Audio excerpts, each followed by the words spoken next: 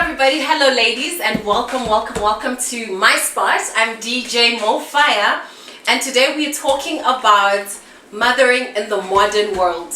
And what best way to spend Mother's Day than to actually come together as the yummy mommies that we are. I did say we are inviting some mommies. I did say. And basically just get together and talk about mothering, talk about motherhood. You know, we spend so much time talking about ourselves in the context of being women. We talk a lot about being women.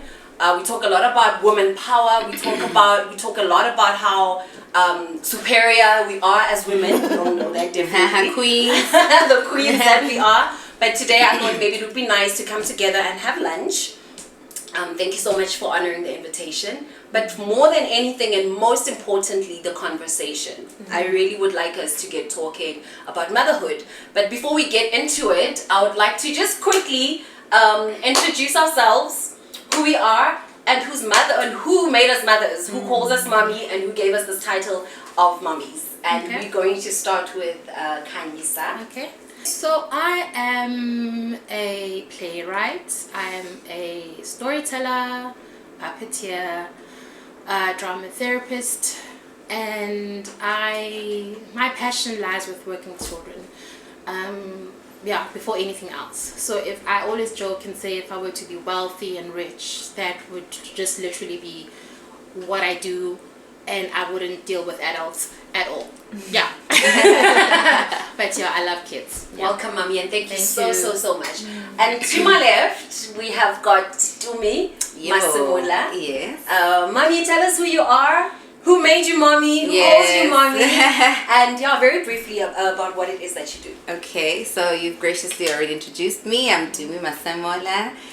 People who call me mommy, who chose me, I'm so grateful. I have a 13-year-old daughter, Snentla. She's a Christmas Day baby. Okay. 13 years ago when you guys were having Christmas, I was pushing. And then I also have a 12-year-old, well, soon to be 12 in November, Piwe, little Piwe. And they're my blessings, my greatest challenge, my biggest creation. Well, me and God, of course, and their dad. And then I'm a content creator, I'm a performer, I'm an actress, I'm a singer, television and film producer. Yeah, and all else that comes with the media or entertainment performance industry. Okay, welcome mommy. Thank you so much for gracing us with your beautiful presence. And next to Tumu we have got Yana Dzedze. She's got many names that I know her by, but I'm going to leave that to her, whichever way you choose to introduce yourself. Yana, please introduce yourself, mommy, and very briefly tell us what it is that you do. So my name is Yana. My husband's family call me Nomta, and some of my friends also call me Nomta too. I welcome you to call me that if you wish, but Yana is how I generally introduce myself. I'm a new mama. My baby's 8 months. Oh, welcome. Baby Alata. Thank you. Her name is Alata Ubukanya. She points to the light. Oh. And motherhood's just been such a huge initiation for me, such a huge journey, and I'm still finding my feet and finding my heart and understanding what it means. But it's been a really, really beautiful journey, and I'm so in love with her, like so wildly in love. What else? That's it. Oh, what it is that you do. What do I do? I'm an artist. I'm about to publish my first book called The Fire in My Belly. Yay. Which feels really exciting. So that's my focus. A lot of my world has completely transformed, including what I do since becoming a mother. So prior to motherhood, I was doing a lot of work with clients around emotional clearing, helping people to feel better, helping people to understand and move their emotions and come to emotional health. But now I'm very focused on my writing and motherhood and my own expression in the world. Okay. I feel like I've spent a lot of time helping others to express themselves, and now it's my turn. Okay. Yeah. All right. Thank you so much, Yana. I know there's a million other things that you do, especially when it comes to things like self-care, things like spirit work, spiritual work and whatnot, but maybe we'll get an opportunity to touch on it. If not, we'll have another time to talk about it. But welcome and thank you so much. Thank you. To all those who do not know me, I am Mozatsing Nzamai, better known as DJ Mofire. I am a mother of 2. I also have a Pue, but her name is C. Pue. She is soon to be 16. Oh. Ooh. Yeah, that is quite a trip. That is actually quite a trip, but we'll get into all of that. I've got a little boy also who's 12. Luandle, very calm, very calm human being. I also have a stepdaughter, a 3-year-old. Phew. The terrible 3s. They don't end. You know, the terrible 2s don't end. No. So it's 2 and then they go on And then it's a terrorist. Yes. Literally. Like Yes. she's a little terrorist, but yeah. So much love. Yes. We definitely will get into that. I'm a DJ. I'm in the film industry. I'm art director in the film industry. And other aspects also within the film industry as well. The reggae space, just like Tumi is. We're in the reggae space. Yeah, thank you so much for joining me, ladies. First and foremost, it's Mother's Day, right? We all have mothers, or had, or I'm not sure what our situations is with our mothers and whatnot. But as far as I know, all our mothers are around. I'd like us to touch on that. Who raised you? You know, when you're out there like acting the fool, people will ask you the question, who raised you? Who's your mama? Who your mom? You know? So I would like us to get into that. I do know that there could be some people listening to this podcast or watching at home. I would like to thank you, also welcome everybody who is listening and watching from home. And I would like to encourage you to please interact with us as the conversation is going. And I would like to also send a special shout out to people who I know that have lost their mothers. Yes. And this day is a bit of a touchy day for them. We love you, we see you, and we also appreciate you and where you're at on this day. Yeah, but I would like us to talk about our mamas, because who our mothers are, how they were raised, the circumstances that they were raised in influenced how they raised us. Therefore, the way our parents raised us will influence how we raise, you know, our kids. So I don't know who'd like to tackle that one first. Okay, I'll go first. You'll go first. So who raised me? My mom raised me, Matidiso. Tamaye, and married my dad, and Matidiso Sigwanda, but she goes by Tamaye. So yeah, that's my mom. She is she is daring, she is fierce, she's a fighter and overcomer. So I was actually sharing this with her earlier, that she left for the States when I was 11 and came back when I just turned 30. 30. Sure. So, and then my dad raised me, right? My mom raised me over the phone, but it was still, you know, her heart was in a good place. Now I realize that, you know, through my adult years and stuff, I'm like, oh, okay, you know, I got to understand, I got to have conversations with her later on in life. Like now, we sit and talk about her experience overseas and all of that. So I also celebrate my dad on Mother's Day. He's made out of some special fabric.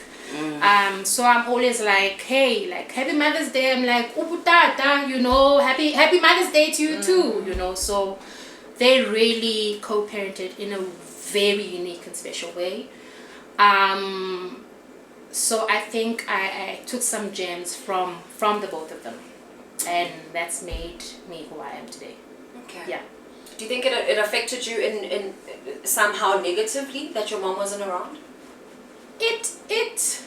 No, I think my outbursts were normal, like any teenager. So throughout those years, I relatively think, even though my dad begs to differ, he's like, you were just another teenager like you, and I'm sure everybody else is just, you know, messing around and doing whatever I That was is doing. true. Yeah, you know, but negatively, I don't think so, because I think I got, like, my dad is a bundle of love, and I think it kind of patched wherever, you know, but the older I got, I was like, yo, man, it would be nice to, you know, when my friends are with their moms, I'm like, I wish I was doing that with my mom. But through parenting, I think my dad, you know, made up for all of those things. And yeah. I've heard of daddy issues. You know, a lot of girls that grew up without their dads and stuff, and a lot of people tend to say that they've got daddy issues. Do you think there's such a thing as mommy issues? Yes, definitely. 100%. Absolutely. Definitely. Yeah. Definitely. I think it's prevalent in men mostly.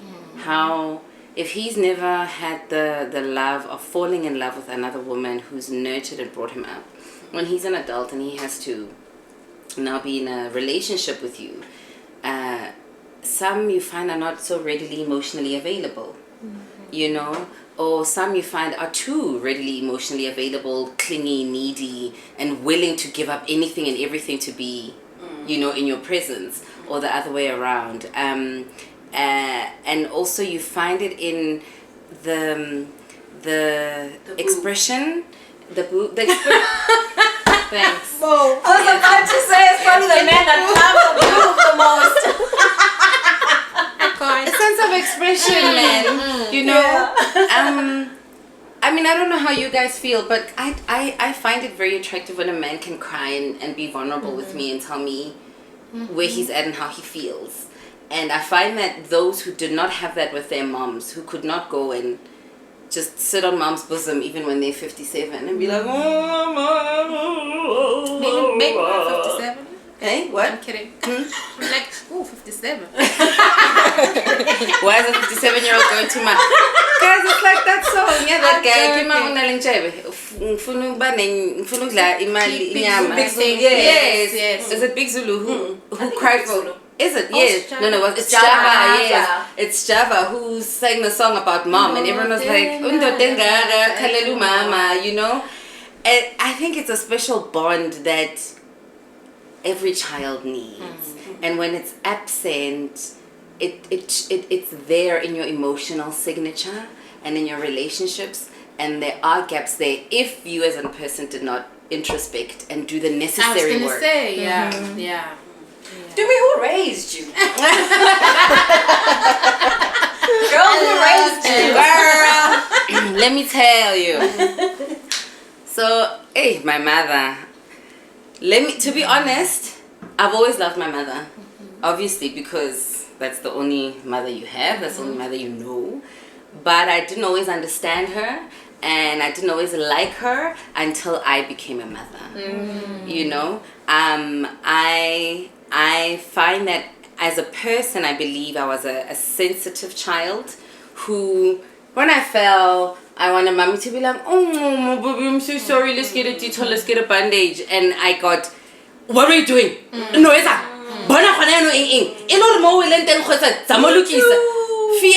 and I was like, this woman, what's wrong with her? Like, do you know what I mean? I didn't understand her emotional, her love language, let me put it that way. And then on top of that, she was very much passionate about her dreams, pursuing being a teacher. So she got married, got a child, and left to go to Gwandebele to the teacher's college.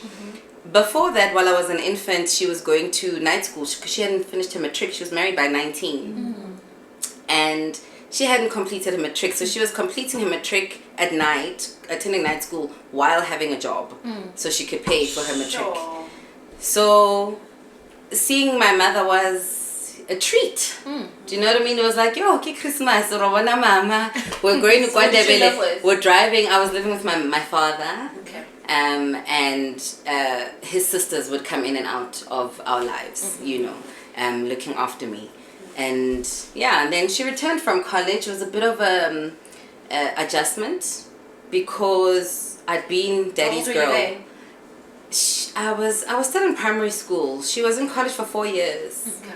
So I was still in primary school, but it was a bit of an adjustment. And I think as a child, as a girl child, sometimes you can be spiteful because you don't understand why your mother left.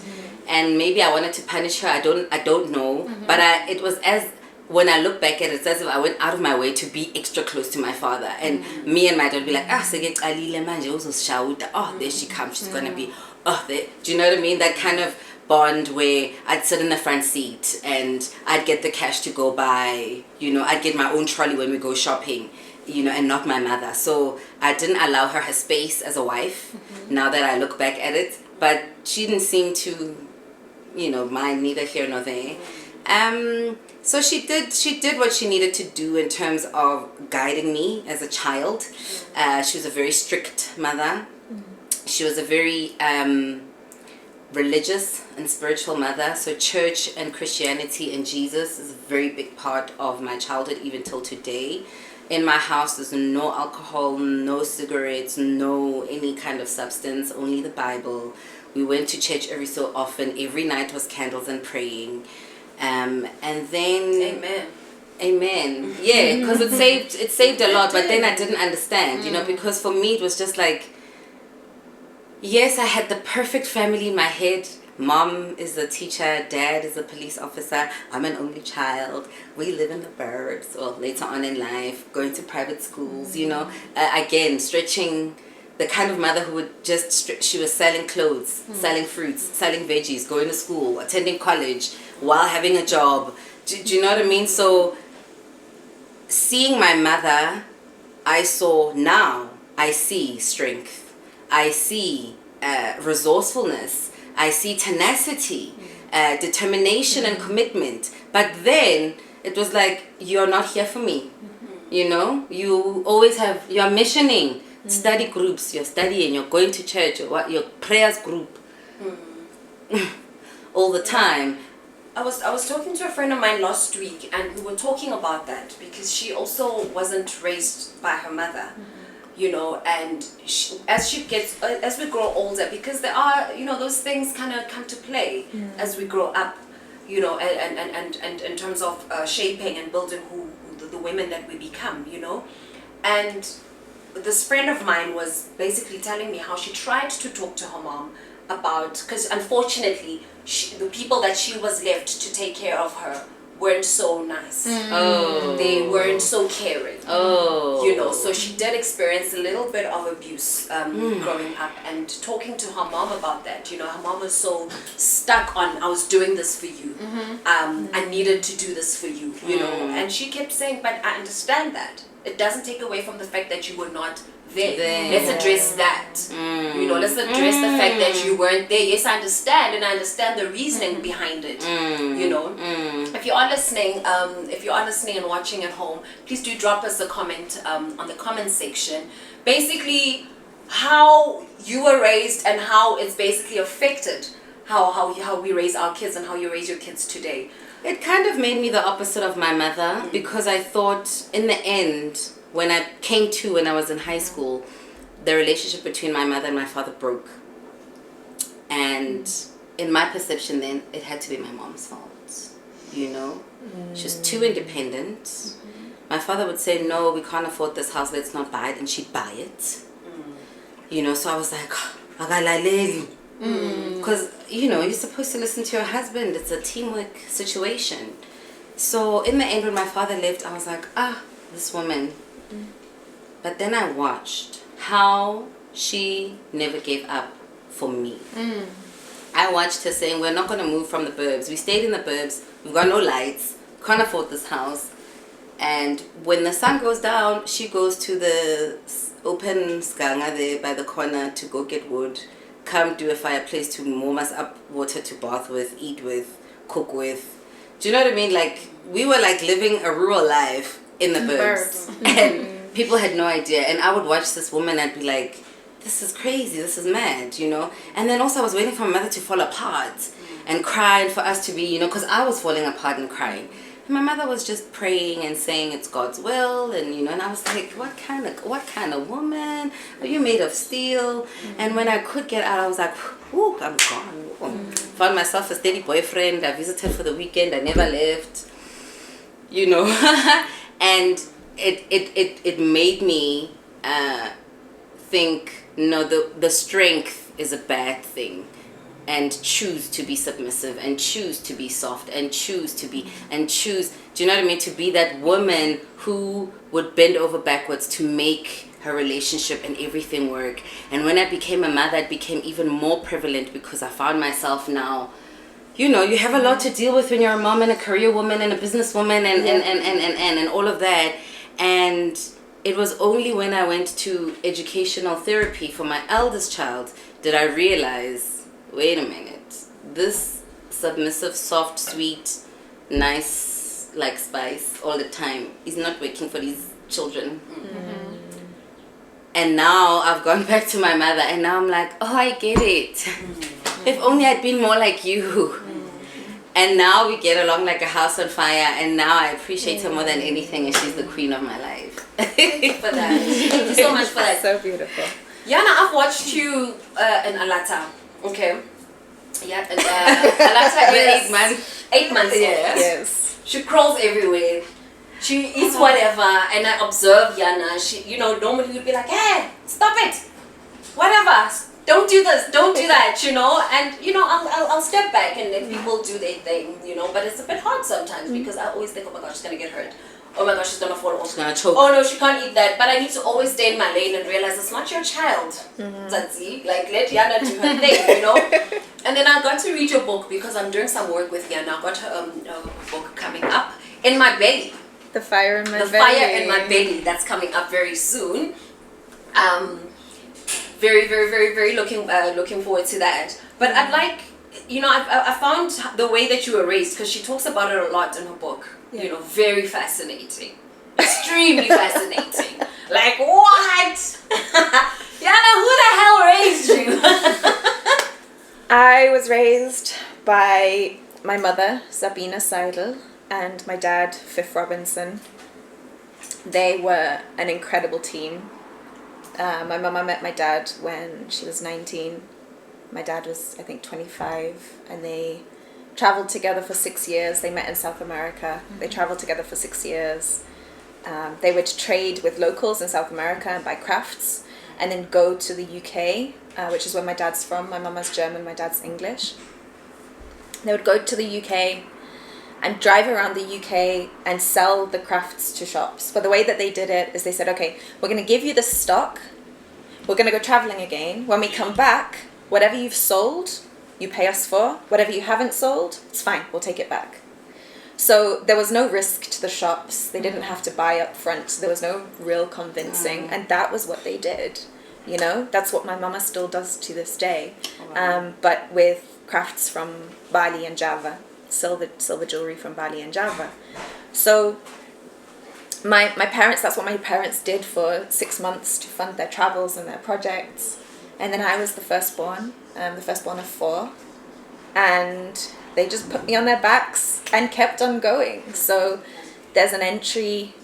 It's so wild. So we were following protocol at my husband's request of keeping baby home for 3 months, right? So Alata stays home for 3 months. And I have this journal where my dad wrote an entry, and it says, happy birthday, Yana. Today you're 3 months. We're at Quito Airport. And they share how I'd already been from the UK to Germany to Ecuador to Peru. By 3 months. By 3 months. Then when I was 7... My mother would have. By the time I was 7 months, we went to Bali for the first time. We went to Bali every year after that. So I was immersed in culture difference before I could even realize it. Like I've never known just one way of being. A lot of the time my hometown where I grew up, because we'd go back to the same hometown and same school, but a lot of the time I would feel very foreign in my hometown because they can't understand that I'm like wanting to be a Balinese dancer or like feeling inspired by these people in a different country who are living life in a completely different way, but I'm assimilating to that because I'm there for long enough, you know. And there was so much, okay, let's go. You know, my mama, she's a wild one. She never liked my hometown. We lived in my dad's hometown. She never, ever, ever liked it. And so we would come home from travels and she would check emails and she would check flights. The beauty of that, the blessing of that, is that I feel like I can hold paradox really well. I can hold this as true and this as true, even though they seem to conflict. But other times, I find it difficult to locate myself as well, because it's like, I'm this and I'm this, but all of the internal contradictions of that, and not really knowing where I belong or who I am. You know, I think that's something that I struggle with as a result. So just like casting light and shadow on that. And then, you know, coming to Alata, for me, it really is about seeing her as a whole human and trusting that she's here to learn her own lessons and guide her own life, and I'm here to watch over that. So, yeah, sometimes I'm like I can see that she's, you know, I find that place within me where it's like, when do I step in? If it's dangerous to her, like outright dangerous to her, no, she could choke on that, she could cut herself, like, then I will step in. But even like, you know, we have this little ledge with a fireplace on now. The other day I sat and watched her climb up onto the fireplace. It was actually when you left, I put a lamp on top of the stove and she's like, I want to get the light. And lads like, oh, can you? So she like pulled on the handle of the stove. It wasn't lit, you know, and climbed up onto the thing, climbed up. And I'm like, wow, now she's climbing. Like, she's not even walking yet, but she's climbing.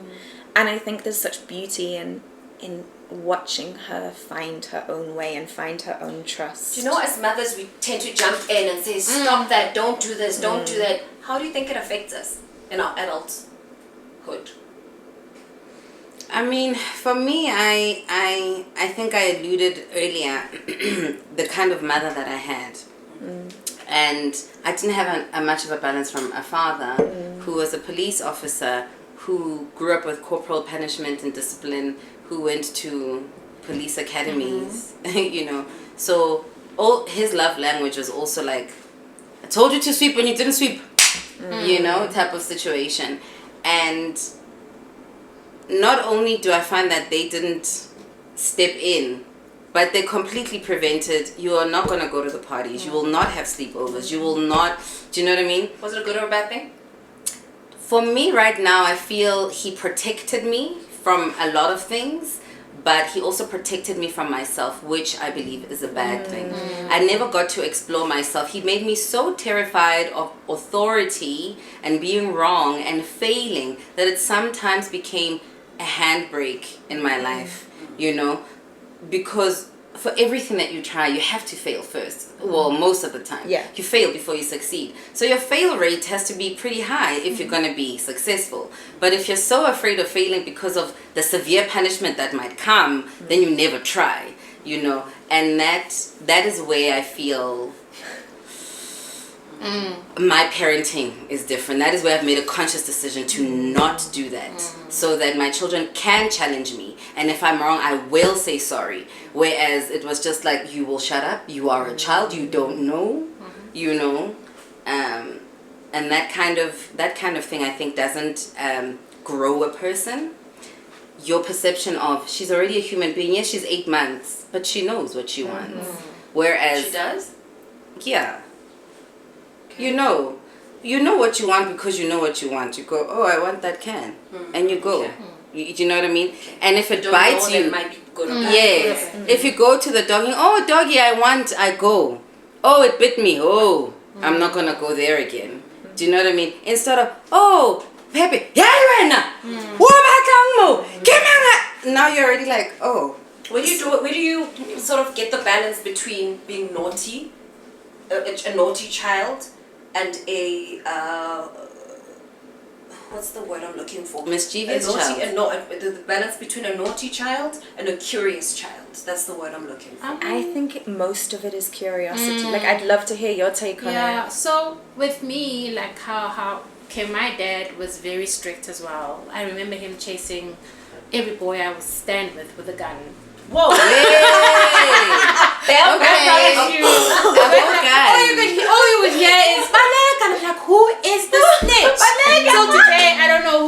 was, but I'll be standing up. This is my teenager, standing in some corner, just talking. Oh, all he sees Mike. He used to be a runner back then in the day.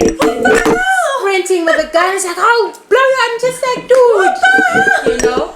I love it. But through that, I was still a daring child. Like, if you say no to me, I want to know why. Like, don't go to the party. I'd go to the party. And mind you, I don't know if I was an aware child. I don't know. Till today, I don't want to lie. But I knew that I'd get to the party. I'm not going to drink. I'm not going to be doing funny things with the boys. I just want to see what happens. And when we are on the bus, riding with everyone that was on the bus and telling me about this party, I can have an opinion because I was there, right? So it literally wasn't even, because my dad's fears, I understood he was raising a girl child.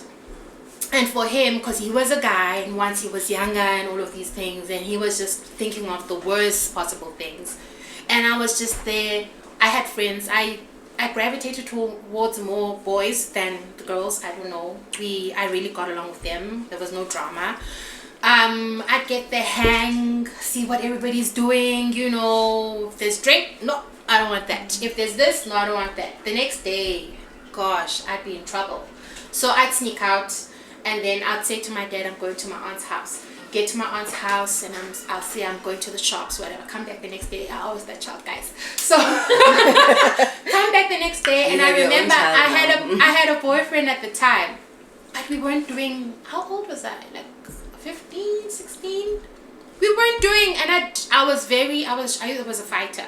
Like, you weren't doing. Yeah, I used to fight a lot with girls. I think that's why I gravitated towards boys more. But I used to fight. If you touch his move, and I call my dad, be like, yo, I was in a fight, so the parents might come later. Just be prepared. He's like, stay in the house, you know, in case, you know, anybody goes out for you, whatever. I love your dad. Wow. Right? So yeah, so I was very much challenging. I was very curious, you know. And I remember going back to the boyfriend I had, and after the party we went to, there was a house, I don't know, but it's weird how all these boys had a place, like a base, you know. You're like, where are their parents? I don't know what they call it. What's the word for it? Estate. Yeah, you know, there's like a base. And you're like, how old are you? But like, where are your parents? Yeah, and whose place is this? Whose place is this? But we were there, and people were doing whatever they were doing, experimenting with their bodies, doing stuff. And I said to this boy, you touched me and you're dead. He's like, okay, let's sleep. We slept. So the next night thing happened. In the morning, he's walking me home. And all you hear his friends saying, dude, you didn't even get some and you're walking her home? You know, but it was a thing back then. Like, why would you even walk her home? Because that's just the type of person I was. So I think I knew my dad's boundaries, but I also challenged them. Because I was very curious. I'm like, why? But I know he doesn't want A, B, and C. I'm not going to do that, but I'm still going to go find out, like, what's happening, you know. So with my daughter, she is challenging. She's very strong. My mom is just like, whoa, you know. Because the motherhood dynamics, what I've learned now as a mom, my mom hasn't raised a teenager. She raised a teenager over the phone. So my daughter is back home now with my daughter. With your mom? With my mom. Right, sorry, yes, with my mom. And she's raising a teenager, and I'm long distance parenting, because I'm like, these are the things I want, this is how I want you guys to raise her. When I'm home, my dad, I'm like, you can't speak to her like that, you can't approach. Yeah, because I'm just like, can't point a gun at her friends. Exactly. So I'm like, you can't, you know.